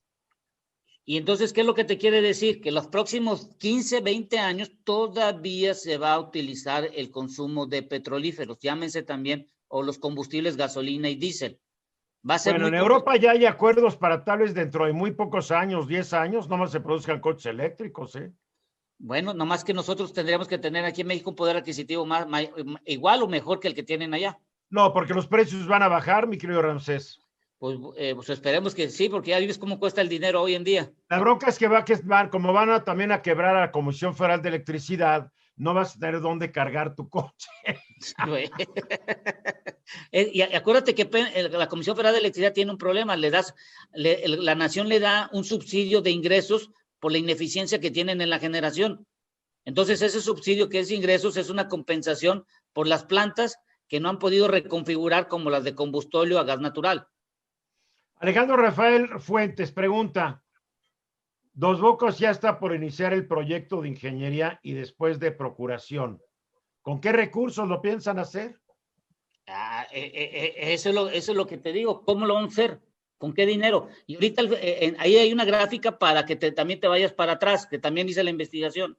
Fíjate, la capacidad de refinación en Estados Unidos era en el 2000 de 16.595 millones de barriles diarios, incrementó a 18 millones de barriles. Fíjate, bueno, China. Los chinos no tienen vergüenza, lo que es manejar bien un país, caray. China de 5 millones pasó a 15 millones, imagínate. Rusia, México, un aumento mira, de 190%, qué locura. Fíjate, India, Japón contrajo su refinación. Porque Y ha estado fíjate en cómo, recesión no sé cuántos años Japón, caray. y por ejemplo, la producción de petrolíferos, lo que te decía, de 17 pasaron a 20, 19%. Fíjate China, cómo ha incrementado. Qué bárbaro. Rusia, estos son datos que sacó la OPEP y es una estadística que sacamos. Fíjate la demanda de petrolíferos, cómo ha aumentado. En China, de 4 millones a 13 millones. No, La China India es de un 2 a monstruo. 4. Japón ha disminuido porque han cambiado ellos la forma de cómo están manejándose. Rusia de 2.7 y México, mira cómo nos hemos contraído. No, si esto fuera una fiesta de popularidad, me corría el ridículo. Bueno, fíjate lo que importamos nosotros de petrolíferos. Estados Unidos ha disminuido su importación y México de 451, mira cuánto pasamos. A más de 1 millón de barriles de importación de petrolíferos. ¿Esto es diario? Sí, son diarios. Wow. Esa es la diferencia. Entonces, ya con todo esto que tú me estás viendo, estas son las refinerías de mayor capacidad en el mundo. Y fíjate, de 1.200.000 la de Jamar, acuérdate la famosa que dicen, la de Venezuela, la de Corea, y si te das cuenta, la menor es de 600.000 barriles. Ojo, no nos vayamos con este volumen de capacidad. En Estados Unidos hay 132 refinerías donde más del 50% hasta el 60% son refinerías menores de 100.000 barriles. Lo que hacen allá en Estados Unidos hoy en día están invirtiendo a reconfigurar las refinerías a meter crudos ligeros como los que están sacando en los campos de baja permeabilidad, en las zonas de Shell. Bueno, lo que estoy evaluando con Estados Unidos, mira Eduardo, lo que te comentaba, Estados Unidos tiene programado en el año 2030 empezar a caer la demanda de crudo y lo que está aumentando en el 2030 es la demanda de gas natural. ¿Te acuerdas lo que dijo el presidente esta semana que no teníamos gas y estamos teniendo problemas con etileno 21? Bueno, ¿por qué no le metemos dinero a la parte norte de nuestro país, en la cuenca de Burgos, donde hay condensados y hay gas, y que son casi las mismas formaciones que están del lado de Estados Unidos, y podríamos tener ese gas que nos está haciendo, que nos hace falta para poder cumplir con el contrato de etileno 21? Pero creo que se necesita mucho dinero también para explotar el gas, ¿no? Más o menos un pozo te sale 5 millones de dólares y ese sí tienes que darle mantenimiento, pero hay formas de cómo privados pueden entrar para hacer el quite, para hacer eso. ¿Por qué te digo? Porque la producción de crudo depende del mercado mundial, pero la producción de gas natural proviene de un mercado regionalizado, es decir, el intercambio que resulta entre México, Canadá y Estados Unidos. Ya. Entonces no hay tanto que influya. Bueno. A ver, Alejandro Rafael Fuentes, que es medio desconfiado. ¿Cómo tienes estos números si el gobierno no da las cifras reales o las da muy confusas? Bueno, porque nos ponemos a analizar toda la información que el gobierno pone por parte de Secretaría de Hacienda, Crédito Público, Secretaría de Energía, Comisión Nacional de Hidrocarburos, los datos de la OPEP, los datos de EIA, que México es parte de esta asociación a nivel mundial de la parte de energía, y tenemos que hacer una evaluación incluso. Y los datos gringos, que son nuestros principales clientes y proveedores, y todo lo contabiliza, ¿no? Sí, y esta información está, solo como dices tú, hay que organizarla. ¿Y esto por qué hay que organizarla? Porque fíjate en la tabla que está ahí, hoy en día, y hay un error que hay que quitarnos también todos. Antes del 2014, el GIEF de la gasolina y diésel era un subsidio, era un egreso dentro de los ingresos.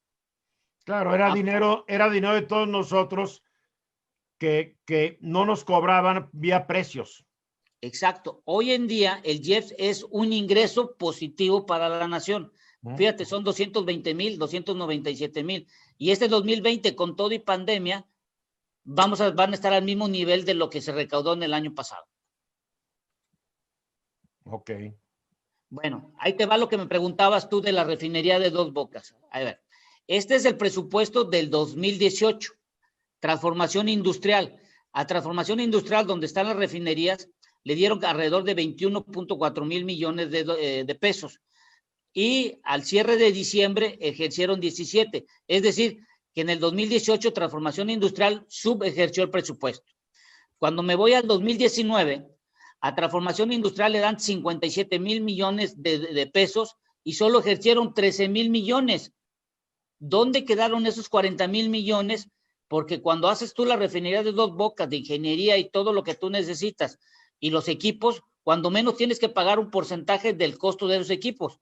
¿Qué me indica esto, Eduardo? Que todavía no se han pagado los equipos, porque no está todavía terminada en su momento la ingeniería de detalle. Cuando me voy en el 2020, fíjate, a exploración y producción de 269 lo bajas a 229, le quitas dinero. ¿Y cómo quieres producir si le quitas dinero? Y a transformación industrial de 58 todavía le das más.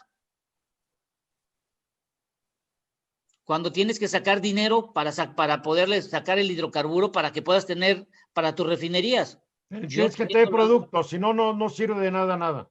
Exacto. Bueno. Otra cosa es importante. ¿Has escuchado lo del margen, el margen variable de las refinerías? El margen variable de las refinerías, que es este de aquí abajo, si te das cuenta, en nuestro país ha estado por debajo del promedio de los $2. En países como Estados Unidos, Europa, están por arriba de los $7. ¿Qué significa este margen que tú tienes aquí? Que el costo variable es el 30% del costo del barril de la ganancia que tienes de la producción de petrolíferos, que está aquí. Okay. Entonces, tú tienes un precio de barril de cuánto ganas con la venta de los petrolíferos, menos el costo del barril como lo tienes, y esto te va el margen bruto. Quitas el costo variable donde están catalizadores y todo lo que tú sacas y te da 1.64. Fíjate cuánto es el costo variable. Más del 30% en nuestro país. ¿Qué te quiere decir esto? Que refinar en México para Pemex no es negocio. Es negocio para la nación porque cubre la demanda de petrolíferos que en dado caso puede controlar el precio del combustible en las bombas. ¿Cuál es el chiste, Eduardo? Cuando tú haces la importación, fíjate cuánto gana Pemex. $13, 13.12, 12.25, aplicando la misma metodología. Entonces, cuando haces esto, tú haces una mezcla entre lo que refinas con lo que importas, y lo que tienes es esto de abajo. Tienes ganancias positivas. Y estas ganancias positivas se resumen en las terminales de almacenamiento y reparto, donde Pemex probablemente esté ganando entre $1 hasta 1.50 por cada litro de lo que comercializa en las terminales de almacenamiento y reparto. Entonces, cuando me hacen la pregunta a mí, ¿qué es mejor, refinar o importar? Refinar es bueno siempre y cuando tu margen variable esté por debajo del 20%. Si no, no es negocio.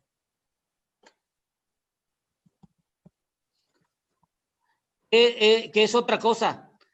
Pemex en el año 2024 tiene que convertir a diésel de bajo azufre, todas sus refinerías tienen que sacar, entonces hay que invertirle. Entonces, cuando me hacen la pregunta, ¿México va a llegar a ser autosuficiente en combustibles con la refinería de Dos Bocas? Te contesto, no. ¿Será posible en diésel siempre y cuando cubra el diésel de bajo azufre? En gasolinas, no. Qué desastre. La verdad, no, el panorama, aunque sea bueno, no es el mejor. No, y es dinero, todo se reduce a dinero.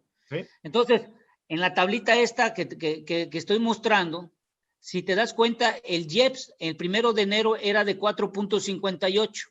El 4 de marzo, cuando empezó el promedio de la pandemia, era de 4.91 y a partir de marzo hasta la fecha se ha mantenido en 4.95. Si te das cuenta, en la gasolina regular, ¿quién ha ganado? El IEPS. Porque las estaciones de servicio han perdido 8 centavos por cada litro. Entonces, y esto ¿cuál es el negocio? Bueno, el negocio es la nación, porque por medio de los IEPS, como es parte del precio unitario y es socio de ese combustible, el que está ganando es la nación, porque no es la nación está ganando, no invierte y gana por los IEPS. Pero la estación de servicio, la gasolinera, ¿dónde está el negocio? El negocio está en los aditivos y en lo que tú utilices para traerlos. Por eso cuando ves los lunes quién es quién, que salen compañías que tienen el precio alto, pero lo que están yendo a comprarlo la gente es porque adicionan un aditivo o le da un mayor rendimiento a sus motores. O te da litros que no son de a litro. Esa es la variación y lo importante del Porque con mercado hoy esa en día. tasa de utilidades no es negocio. A refinar. Entonces, por ejemplo, cuando tú me preguntas, esta es la historia desde la primera semana de enero hasta la última semana del 16 de agosto. Esto color negro es el precio de la mezcla, el precio del WTI, el barril de referencia. Fíjate cómo está el precio total del combustible. Bajó y subió, ver los picos. Claro. Pero lo importante es esto gris, que es el precio de la terminal de almacenamiento y reparto, donde Pemex está ganando el dinero. Fíjate cómo ha estado y ha aumentado. Ya viste que ahí está el negocio. Y esto es para la gasolina regular. Esto es para la gasolina premium. Es la misma tendencia. Bien. Bueno, ¿cuál ha sido el secreto de los combustibles que han hecho un mercado híbrido? Han controlado y han podido eliminar las asimetrías, una ganancia de 1 a 1.50 pesos. Y esto, fíjate, Eduardo, este es el mercado de los combustibles en México hoy en día. Lo que está de azul es lo que vende Pemex de gasolina y lo rojo es lo de no Pemex.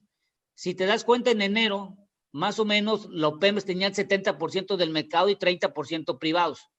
Vino la pandemia y la dejada de compra de combustibles y fíjate cómo se redujeron las ventas de privado. Y hoy en agosto, que ya estamos hoy en día, en julio, se está incrementando el consumo, está volviendo a tener los mismos niveles. ¿Qué te quiere decir esto? Que Pemex ha perdido mercado cuando menos del 100% que tenía, 30% lo tienen los privados en gasolina y en diésel tienen el 60% y en turbocina el 65%. Esta es la gráfica del balance de la gasolina por mes. Lo negro es la demanda. Fíjate cómo la gasolina, cuando empezó en febrero, empezó a caer, en abril, en marzo más o menos empezó a subir, junio volvió a bajar y hoy en julio con los datos ya tenemos que se está incrementando la demanda. Y esto sucede también en el diésel. Y aquí tienes el combustóleo y la turbocina. Ya empezaron los aviones a moverse. Ven, relativamente. Bueno, mira, ya nomás faltan dos gráficas. Yo sí te siento bien optimista, ¿no? No, es que yo lo veo desde un punto de vista de ingeniería, que ojalá que nos pudieran hacer, que pudiéramos retroalimentarnos todos, porque esto es importante, porque mira, el negocio de las terminales de almacenamiento y reparto, mira, el precio estaba en 11 de la gasolina, en abril cayó y hoy en julio ya volvió, ya están los niveles que estaban en febrero. ¿Quién fija ese precio? Ese lo fija el precio internacional y el precio del barril. Por eso te digo, si Pemex consigue una gasolina barata, porque ahorita Estados Unidos quiere bajar sus inventarios y lo traen, o privados traen gasolina barata y la consiguen y la traen al país, pues tienes una ganancia en la comercialización de ese combustible que tú consigues de la importación. Hoy, por ejemplo, con el huracán que está llegando en Texas, se están cerrando las refinerías. Sí, Texas y Luisiana están cerradas. El día de ayer subió 5% el precio de la gasolina. Y eso le conviene hoy a Estados Unidos porque el inventario los puede bajar y lo que va a hacer es sacarlo para que cuando vuelva a restablecerse pues, puedan subir la producción porque las refinerías van a demandar crudo. Ok.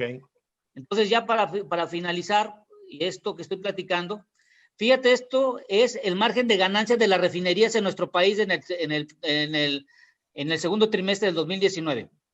Fíjate cómo estamos aquí, negativo y positivo. Y ahora fíjate las refinerías que están de referenciadas en Estados Unidos. En julio del 2019 estaba casi a 18 dólares la ganancia de margen. Vino la pandemia y bajó, y hoy en día ya están por arriba de los 6 dólares. ¿Qué te quiere decir? Que en Estados Unidos el negocio de la refinación sí es, porque sus costos variables son bajos, y el crudo que están metiendo le está dando una mayor cantidad de productos y por lo tanto están teniendo una mejor venta de ese barril que están refinando. Ajá. Y en nuestro país ese es el inconveniente que tenemos nosotros. Qué bárbaro. Bueno. Conclusiones, mi querido. Conclusiones. Ese es el dinero que necesitamos, que el gobierno, si lo quiere hacer todo, se tiene que gastar. En el 2021 tiene que gastarse más de 1 billón de pesos por el tipo de cambio que ya cambió. Pues va a ser la sexta parte del presupuesto, más o menos. Pero a Pemex y a CFE lo máximo que le dan son 850,000 millones de pesos. Es decir, nos van a faltar para llegar al objetivo que queremos más de 300,000 millones de pesos. O sea que se van a tener que endeudar más. O dejar que la iniciativa privada entre. ¿Por qué? Pues, porque si te das cuenta, en el 2030 vas a necesitar 1.5 billones. tú desde que empezaste la plática dijiste, esto nomás va a funcionar si entra el capital privado.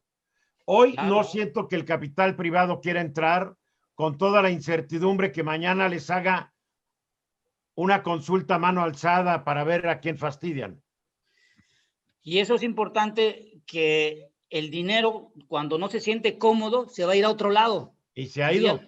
Y ya lo vimos ahorita en las inversiones que están en nuestro país, muchas ya se están yendo, según datos que hemos observado. Ya se han ido miles de millones de dólares. Decenas de miles de millones de dólares se han ido.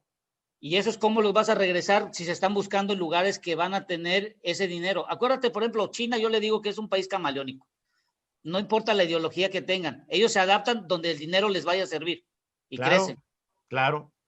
Será un gobierno autoritario lo que esté. Y no asustan a la inversión extranjera, es más, quieren que llegue a la inversión extranjera, le dan aeropuertos, les dan bodegas, les dan telecomunicaciones, y aquí llega el inversionista, pues tiene que empezar a buscar porque no hay mucha infraestructura, y con esta crisis se ha caído la construcción de infraestructura. Eso, y como, aunque se escuche mal, y lo que no creo que no sea un término correcto, pero como dicen, sin el dinero no baila el perro, como dijimos en el argot popular. Bueno, por último, nada más para que vean, bajar constancia que sí soy ingeniero químico. Ya. Y ahí está, mira, cuando iba al campo. Ahí está, cuando iba al campo.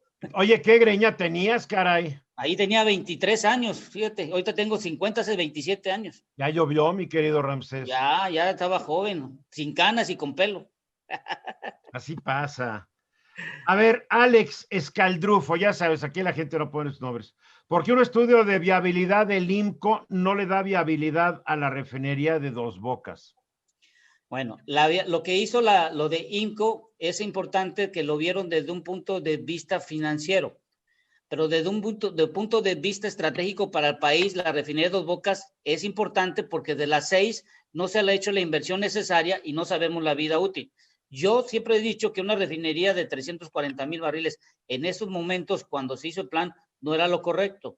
Es empezar con una de 100,000 barriles en donde puedes conseguir equipos baratos e una instalación más rápida. 340,000 barriles, vamos a depender mucho de que llegue la producción a donde debe de estar para poder tener la suficiente materia prima para las 6 y la nueva de Dos Bocas. ¿Pero va a alcanzar el dinero para poner una refinería de 300,000 o de 100,000? La verdad. Bueno, ya lo vimos ahorita en los presupuestos que se han subejercido. ¿Dónde ha quedado ese dinero? O sea, eso es lo importante que hay que determinar. O sea, si te dan un presupuesto y lo subejerces, esos 40,000 millones, ¿de dónde quedan? Es una pregunta. Hola, Félix Díaz, te manda a saludar y está Paola aquí con nosotros. Ramsés, el proyecto de Dos Bocas apenas va a iniciar la ingeniería de detalle. Bueno, ya nos lo había dicho. Buenas noches, referente al gas, cuando uno viaja ya a Estados Unidos, de Laredo hacia el norte por 35, se ven muchas instalaciones, tuberías, chimeneas activos. Supongo que es explotación de gas por compañías particulares. Y de este lado, nada. No sé, supongo que hasta existe la posibilidad que estén chupando nuestros recursos por el subsuelo. Bueno, lo del gas natural en México, hay una visión un poco errónea en cuanto a la explotación de formaciones de baja permeabilidad, donde se hace lo de la fractura hidráulica. En Estados Unidos, como vimos, de 5 millones incrementaron a 12 millones. Más del 80% de su producción actual, que es crudo ligero, que no tiene azufre, proviene de este tipo de formación. Del fracking. De la fractura hidráulica. Pero el presidente de México ya dijo que nada de fracking. Bueno, eso hay que explicarle y hacer pruebas pilotos y hay que explicarle que cuando tú perforas un pozo, aíslas los mantos acuíferos y lo que es importante es el agua en superficie. Eso sí hay que controlarlo. Óscar Olivares, como que Eduardo le molestó que Pemex está ganando. Pemex no está ganando, Óscar Olivares. No, ¿Y a qué horas? no. Pemex está en un desastre, está perdiendo. Orejas, higiene, lávatelas. Por favor, como que me molestó. Por ejemplo, me molesta el desastre que han armado. Y no ahorita, desde los sexenios pasados. Fíjate, Eduardo, ahorita revisando los balances financieros de Pemex, Pemex tiene una deuda de proveedores de 6.6 billones de dólares, más lo que se acumule de los trabajos que necesitan hacer. No le está pagando a sus proveedores. ¿Cuántos no de ellos dinero? Van a quebrar, Ramsés? Pues bastantes. El problema no es que quiebren, el problema es quién te va a querer hacer después los trabajos. Acuérdate que Pemex, a partir del año de 1985-88, anteriormente lo hacía Pemex la mayoría de cosas, y a partir del 90, la tecnología como avanzó, Pemex no se preocupó por eso. Entonces, hoy en día, con el nuevo TEMEC, tenemos esa oportunidad de no hacer lo mismo como lo vimos al inicio, volvernos nada más ensambladores, sino también volvernos creadores de tecnologías. Rodolfo López dice, pero nosotros tenemos el litio. Pues ojalá que no se meta un gobierno con el litio, porque lo van a hacer pinol, igual que lo que han hecho con todo lo que el gobierno toca, porque el gobierno sabe administrar, porque el gobierno mete a las mejores personas, porque el presidente en turno mete a sus cuates que le van a ser leales y van a hacer lo que él diga. En la historia de México es de un desastre de empresas paraestatales. Entonces ya ves que están ahora diciendo que el litio, mi estimado Ramsés. Por ejemplo, la compañía de Arabia Saudita, ya ves que ya está cotizando en la bolsa de valores y está dando buenos dividendos a sus accionistas. Entonces, a los países árabes lo que están haciendo es, ya se dieron cuenta de que no pueden estar gastando el dinero de su presupuesto para una empresa en donde el riesgo financiero del presupuesto lo asume la nación. ¿Por qué no se lo dejas que ese riesgo lo asuma un privado junto con Pemex? Y Pemex tiene ingenieros, experiencia, la información y todo lo necesario para que cualquier inversionista quiera asociarse con Pemex. Bueno, mira, todo depende de que el Espíritu Santo, en toda su magnificencia, se pare arriba de la cabeza del presidente y le abra los ojos y la mente a lo que tú has dicho. Porque la gente dice, ¿por qué no lo hacen? Porque no escuchan, porque ahora los dueños del pastel son ellos. Y eso es una visión que nos ha sucedido por muchos años sexenal en cuanto a la parte energética. Y no sabemos qué negocios están haciendo, porque ahora las licitaciones ya pasaron de moda, ahora es por asignación directa. Ya se habló sobre estas pipas gigantes que en el absurdo de combatir el huachicol se compraron pipas para llevar por todos lados, que costaron bastante más de lo que deberían haber costado en un proceso inteligente de compra. Y lo importante de todo esto, Eduardo, y lo resumimos, dinero. Dinero, dinero, dinero y dinero. Que no hay, que la única lugar donde hay es en las manos de los particulares. Imagínate el video que te mostré al inicio. ¿Cuánta gente, equipos, materiales se necesita para perforar un pozo que dura 30 días y te cuesta $5 millones? O un pozo en la parte marina que te puede costar hasta $50 millones, o un pozo en aguas profundas que te puede costar de 200 millones. En Estados Unidos invierten más de 200 mil millones de dólares y a veces en sus mejores épocas perforaron hasta 30,000 pozos por año. Del 2010 al 2012. ¿Cuántos pozos hay en México en total? Hay alrededor, hoy en día, hay más o menos como más de 4,000 pozos en crudo, más los de gas, estamos hablando de alrededor entre 7,000 y 8,000. O sea, somos unos pigmeos junto a Estados Unidos, ¿verdad? Sí, Estados Unidos te perfora hoy está perforando no más de 12,000 pozos por año, más o menos 12, 13,000, y en México no pasamos de 200 pozos. Y no hay que olvidar que en la década de los 30, si no me equivoco, México producía más petróleo que Estados Unidos.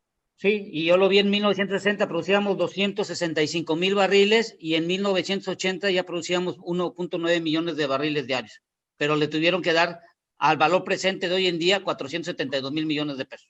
Y ahora producimos 1,600,000 porque ya se cayó la producción. Y porque le quitamos el dinero del 2015. Por eso te digo que cometimos este año el mismo error del 2015, quitarle presupuesto a Pemex en la parte de exploración y extracción de crudo. Muy bien, para concluir, mi querido Ramsés, porque ya vamos para las 2 horas, ¿qué le dirías al público que está con nosotros esta noche? ¿Con qué les quieres dejar después de tantos números que yo hasta ya quedé medio mareado? ¿Vas a subir esta presentación a algún lugar? ¿Me la No, puedes mandar? no, ¿Me la la vas a puedes subir en tu página y ahí la vamos a poner. Mándamela, la subimos a ruizgilitimes.com para que la gente, si la quiere revisar, la revise. Palabras finales para que nos quedemos con algo positivo. Con algo positivo es, el presupuesto del 2021 tiene que cambiar de un tipo social a desarrollo económico, en donde tenga establecido que Pemex y Comisión Federal de Electricidad no pueden hacer todo y necesitamos de la inversión privada para que asuma riesgos financieros y la nación pueda incrementar los impuestos por medio de ICR, IVA y todo lo que pague una empresa privada para que podamos tener suficiente dinero en los ingresos y poder salir en la crisis que todavía no ha comenzado. Bueno, ahí viene el presupuesto, ya la semana que entra creo que lo presentan. Vamos a ver cómo viene. Sí, porque eso es importante porque acuérdate el truco que siempre usamos aquí en México. Me falta dinero, le subo el precio del barril. Ya no se puede. Ya no, porque te sale caro el seguro de cobertura. Y más ahorita porque la alta incertidumbre, si este año nos costó 20,000 millones de pesos, el próximo año no sé cuánto nos vaya a costar. Claro, el asegurador es un mercado muy incierto y te cobro tanto porque yo no quiero salir perdiendo. Sí, y otra cosa hay que dejar, estamos hablando mucho de la industria de extracción de hidrocarburos de crudo y creo que también en México tenemos que ir pensando en la extracción ya de gas natural, por lo que estamos viendo que está haciendo nuestro vecino. Como dice el dicho, si ves a tu vecino mojar las barbas, también hay que hacerlo nosotros. Pero ¿por qué estamos nosotros quemando nuestro gas en vez de atraparlo? No estamos perforando, más bien dicho, y la que estamos quemando es un gas porque no hay los procesamientos necesarios en ciertos lugares, la petroquímica. Entonces, el gas natural, si vamos a tener la producción de generación de electricidad con gas natural, ¿para qué importamos cuando tenemos reservas en el norte de nuestro país que están igual que en los Estados Unidos? Y si Estados Unidos, ya digo que en el 2032 su demanda de utilización de crudo va a bajar y va a aumentar la de gas natural, y no estamos haciendo lo que está haciendo nuestro vecino, olvídate, ¿qué vamos a hacer? Bueno, nunca hemos hecho lo que ha hecho nuestro vecino, por eso ellos son desarrollados con muchos problemas y nosotros somos pobres con muchos problemas. Yo no creo en la pena de muerte, pero si creyera yo en ella, no alcanzaría ni el muro de Trump para la bola de fusilados que yo mandaría al paredón de lo que han hecho con este país. Bueno, pues hay que darle como en la universidad nos dijeron, primero crea una visión y tu visión tiene que ser después tu misión. Muy bien, mi querido Ramsés, como siempre, mil gracias. Cuando salga el presupuesto vamos a volver a hacer un programita para que nos analices el presupuesto y nos digas si va a servir de algo, no solamente para Pemex, sino para el resto de la economía. ¿Te parece? Sí, lo hacemos y lo revisamos. Muy bien. ¿Sigue disfrutando el calor, la humedad y la lluvia en Villahermosa? No, ya empezó a llover, lo que te decía, ya empezó a llover ya, y fuerte con rayos. Oye, ¿y refresca un poco cuando cae o no? Sí, en la noche sí refresca bastante. Menos mal, menos mal. Te quiero mucho, te estimo mucho y te admiro mucho porque sabes y tienes una manera de explicar las cosas excepcionalmente, la haces fácil para gentes como yo que no manejamos mucho los números. Mil gracias, Ramsés Pech. Que tengan buena noche todos y mañana continuamos en este país que necesitamos tener crecimiento ya. Hay que sacarlo del agujero. ¿A dónde te puede escribir la gente? Tienes tu página y tienes tu Twitter. Sí, Economía Hoy, ahí está en el Twitter y en Facebook, ahí donde pongo bastante información. Ya ves que cuando saquen artículos que me haces tú el favor de poner en Ruiz Gil, ahí lo sacamos y todo. Y Economía Oil. Ahí, Oil, así le pusimos. Muy bueno, gracias mi querido Ramsés y gracias a toda la gente que esta noche nos acompañó, a Ramsés y a mí. Mil gracias, ojalá haya sido útil y productivo el programa, porque para entender al país necesitamos la voz de los expertos y no la de los improvisados y no la de los demagogos. Así de fácil. Nos vemos mañana de nueva cuenta a las 10, un poco más temprano, a las 3:30 en Grupo Fórmula, y un poco más temprano está mi columna en muchos periódicos del país. Gracias y muy buenas noches. Gracias, Ramsés. Buenas noches. Buenas noches a todos.